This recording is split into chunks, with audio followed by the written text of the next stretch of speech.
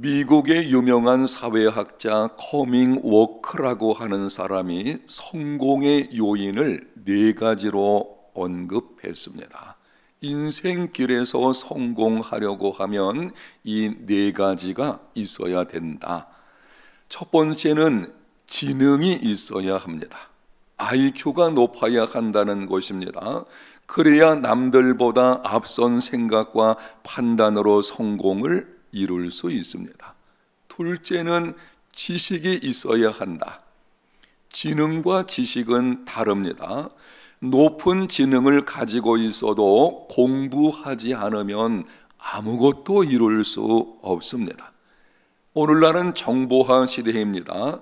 때문에 많은 정보와 자료들, 지식이 두뇌에 입력되어 있어야 합니다. 세 번째는 기술이 있어야 한다. 기술은 아는 것을 실천하는 능력을 말합니다. 지식이 많아도 그 지식을 따라서 행할 수 있는 실천 능력이 함께 있어야만 성공할 수 있습니다. 네 번째는 태도, 자세가 좋아야 한다. 그 사람이 주어진 일에 임하는 자세가 성공 여부를 결정한다는 것입니다. 그런데 워크 교수는 이 네 가지 요인들 가운데 네 번째인 태도, 자세가 성공의 93% 이상을 차지한다고 결론을 내렸습니다. 그냥 내린 결론이 아니죠. 연구하고 조사하고 하는 가운데 내린 결론입니다.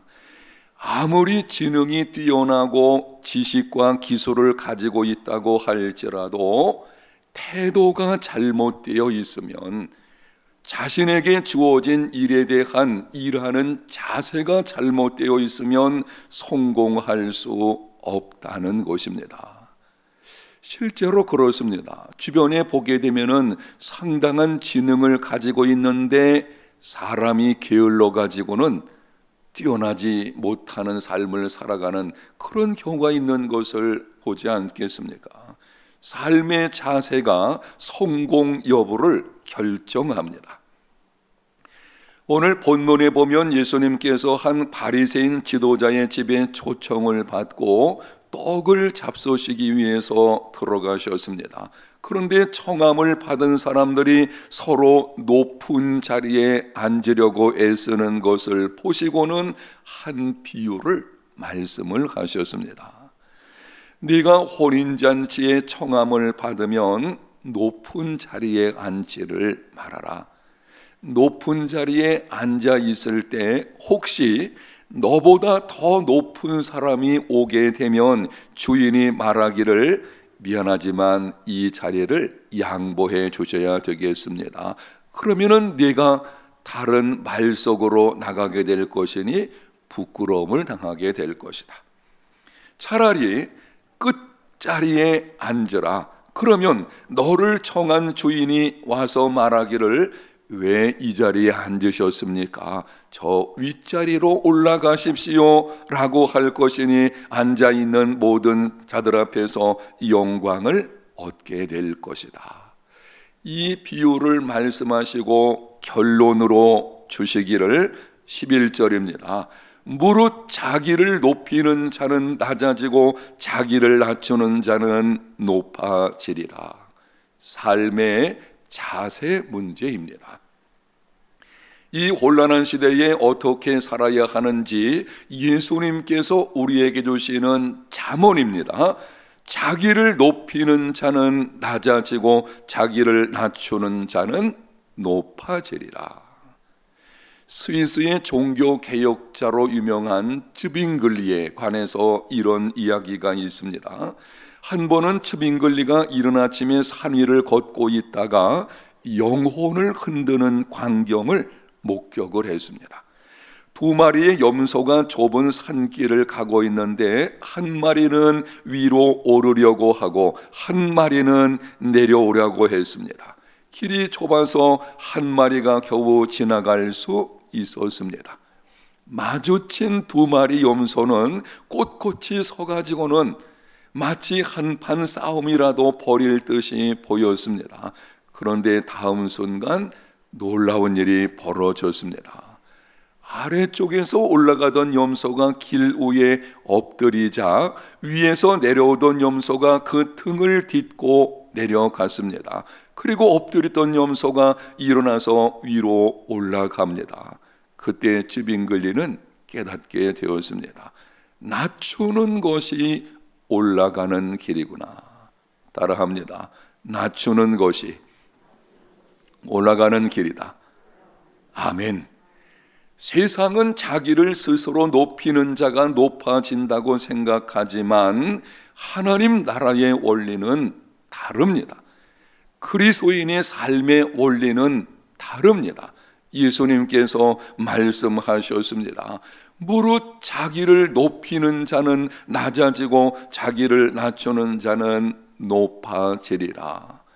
겸손해야 합니다. 유명한 신학자 어거스틴에게 제자 중 한 사람이 질문을 했습니다. 선생님, 그리스도인의 최고의 덕은 무엇입니까? 하나님의 자녀들, 우리들이 가져야 하는 가장 중요한 덕목이 무엇이냐고 묻는 것입니다. 어거스틴이 대답을 하기를 첫째는 겸손이다. 그럼 둘째는 무엇입니까? 둘째도 겸손이다. 셋째는 무엇입니까? 셋째도 겸손이다. 그럼 겸손은 무엇입니까? 겸손의 반대는 무엇입니까? 교만이다. 제자가 다시 물었습니다. 그럼 교만은 무엇입니까? 내가 겸손하다고 생각하는 것이 교만이다. 진정으로 겸손한 사람은 자기가 겸손하다고 하는 것까지 알아채지 못할 정도의 덕을 가진 사람. 우리 모두가 이러한 사람이 되었으면 좋겠는데요. 이것이 우리의 기도 제목이 되어야 할 것입니다. 그리스도인의 최고의 덕은 자기를 낮추는 겸손이라고 하는 이유가 적어도 두 가지가 있는데요.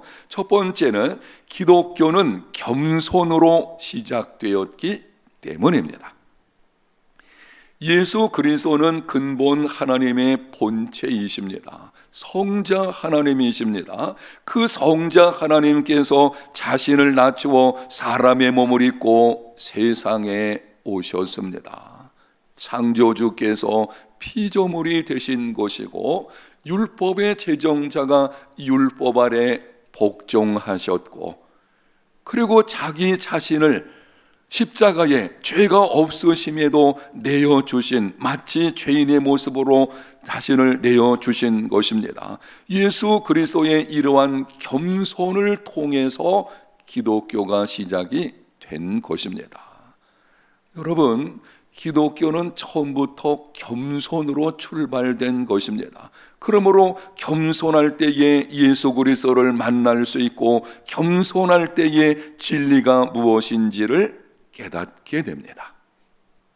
두 번째 이유는 하나님은 교만한 자를 물리치시고 겸손한 자에게 은혜를 주시기 때문입니다. 야고보서 4장 6절 그러나 더욱 큰 은혜를 주시나니 그러므로 일러스되 하나님이 교만한 자를 물리치시고 겸손한 자에게 은혜를 주신다 하였느니라.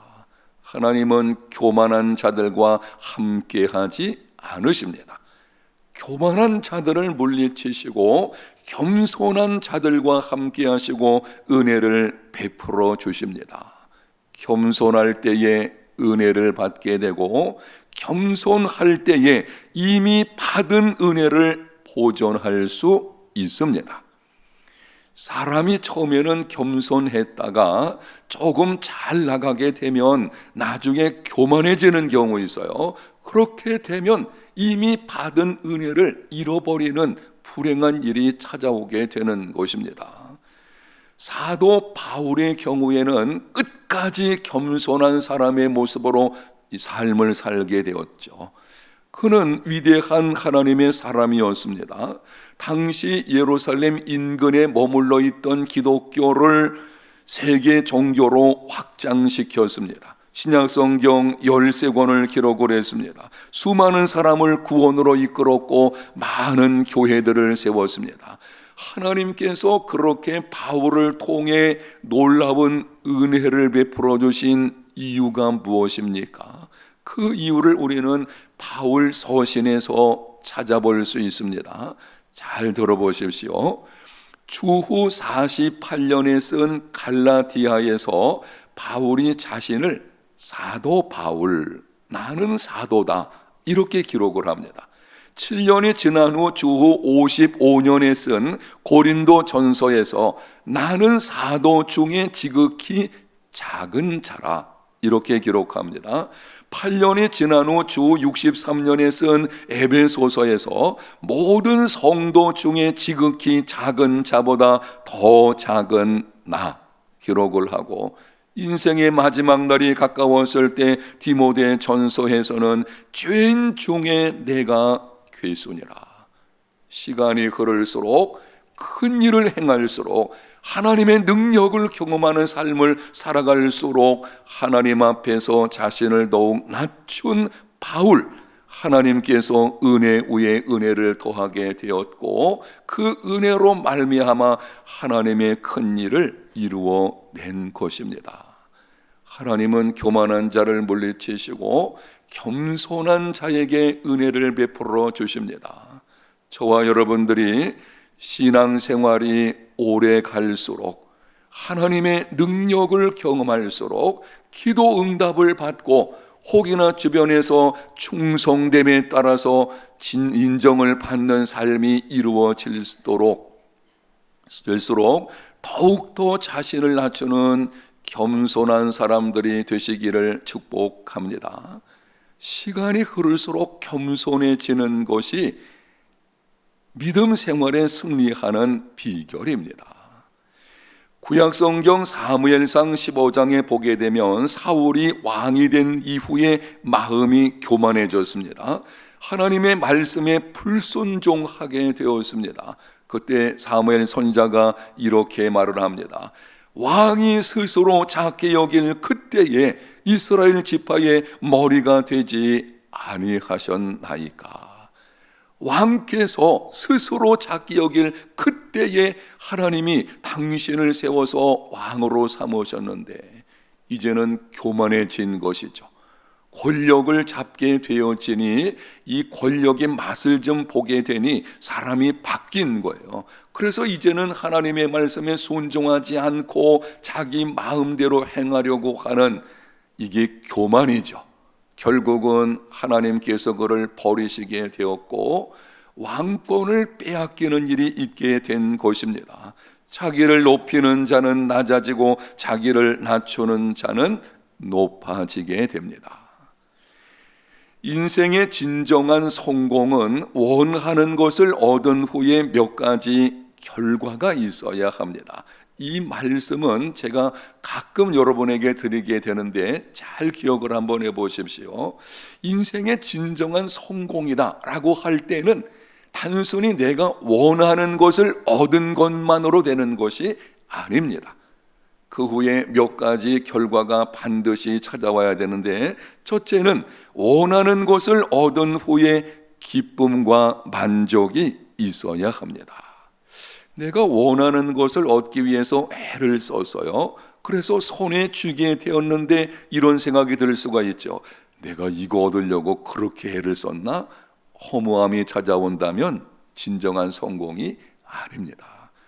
여러분에게 기쁨과 만족을 주는 일에 삶을 내어드리는 걸음이 되시기를 축복합니다. 그렇게 해야 돼요. 지혜로운 사람은 내가 원하는 것을 얻었을 때에 기쁨과 만족을 줄 수 있는 일에 자신을 내어주는 사람인 것입니다. 그게 뭡니까? 사람을 살리고 키우고 세우는 생명사역이 바로 그런 결과를 얻게 되죠. 두 번째는 선한 열매가 있어야 합니다. 내가 원하는 것을 얻는 과정에서도 선한 영향력이 있어야 되고, 얻고 난 이후에 그것을 가지고 선한 영향력을 끼칠 수 있어야 그것이 진정한 성공입니다.